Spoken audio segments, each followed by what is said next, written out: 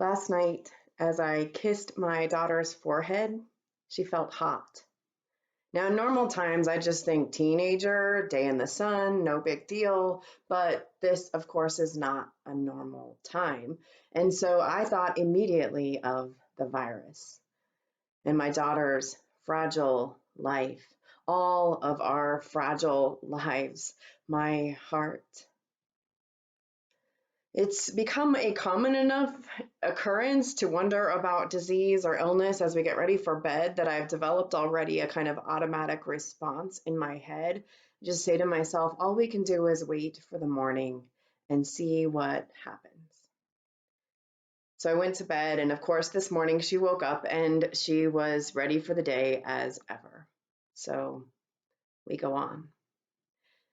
Yesterday, I read two articles that took this kind of thinking to a whole new level. The first was about ventilators and what recovery looks like post ventilator. I mean, when recovery happens, which isn't often enough.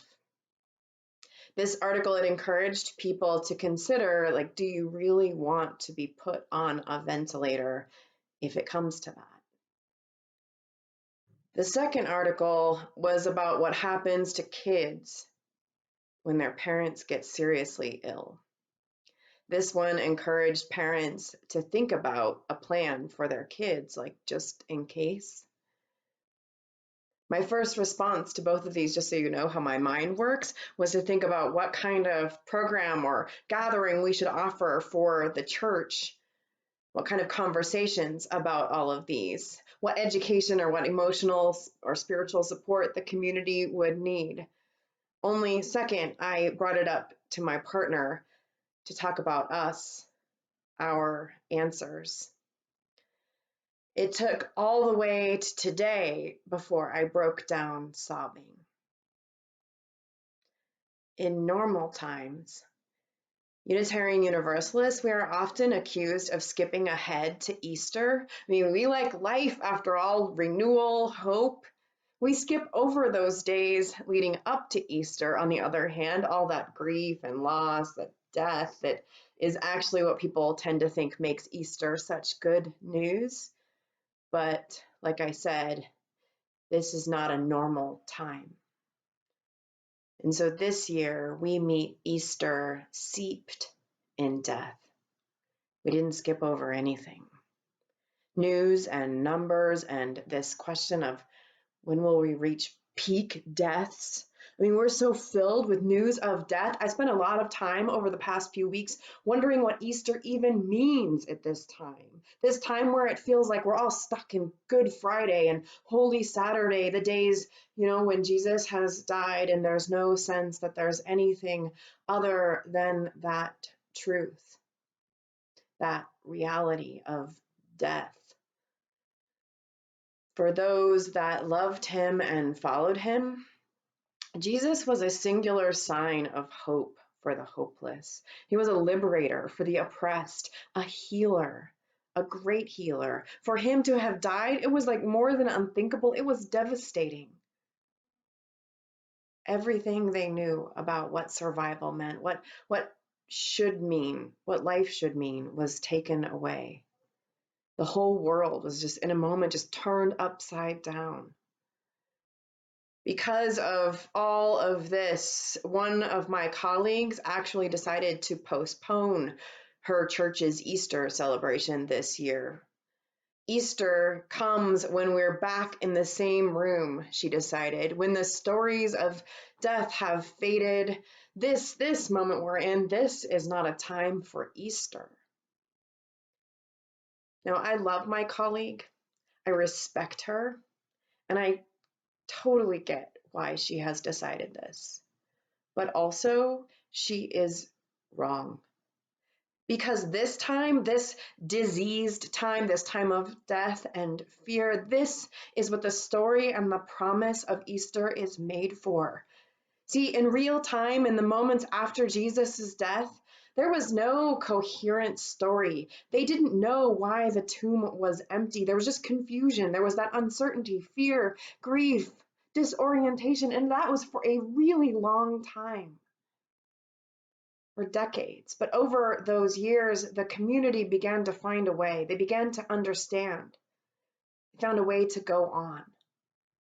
And ultimately, they offered their understanding as a gift for people across centuries and cultures who also would find themselves in times where everything they've ever known is turned upside down, where grief and loss and death feels like it could be the end of the story, like they're caught in it forever. This gift, their understanding, is the story of Easter that we know today.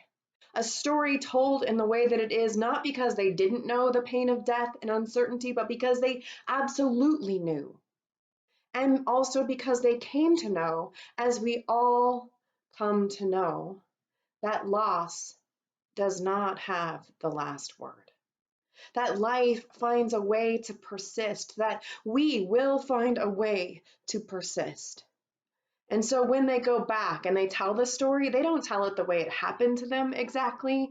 They don't let years go between death and new life. They get that stone rolled away and the empty tomb declared right as the community is coming to terms with the loss, because they know and we know we can't hold life off. Life always has to be now, because joy is not a luxury. Joy is essential. Like Thoreau, he talked about figuring out the essential facts of life, and joy is an essential fact of life. And so my question in these days of Easter, is in what ways we can awaken even now to joy.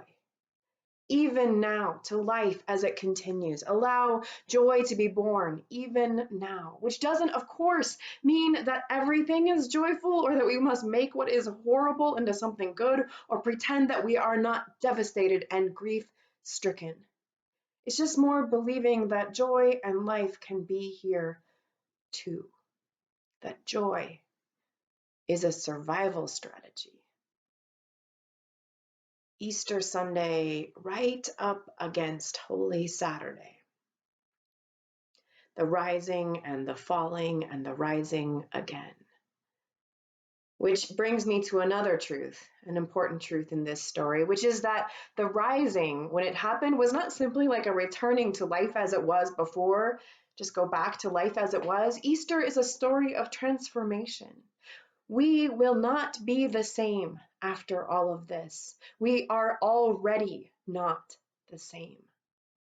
We already have mantras to respond to worries about our beloveds falling ill in the night. And already we know the sound of our neighbors howling at the moon. And already we know how much touch matters. Remember how Thomas needed to touch Jesus in order to believe that he was truly alive again, truly resurrected?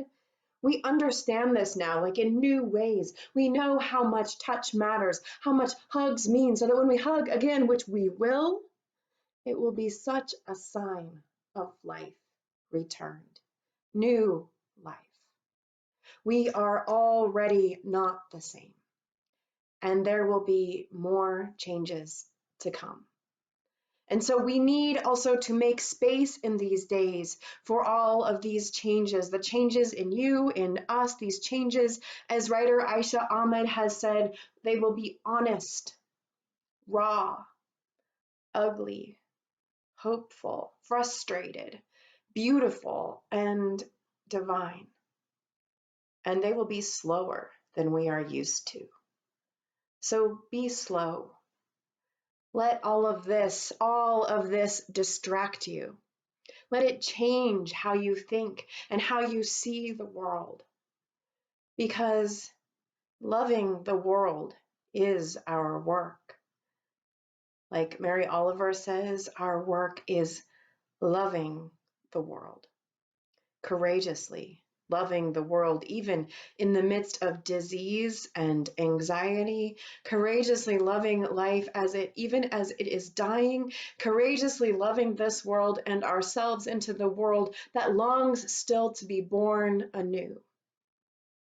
Or as Kendall Gibbons writes, this is all that faith means, all it has ever meant, the human willingness to rebuild the shattered world. And knowing what we know now, doing better this time. So this Easter, let us keep the faith to continue on with our work, courageously loving this world back to life. Amen. Blessed be.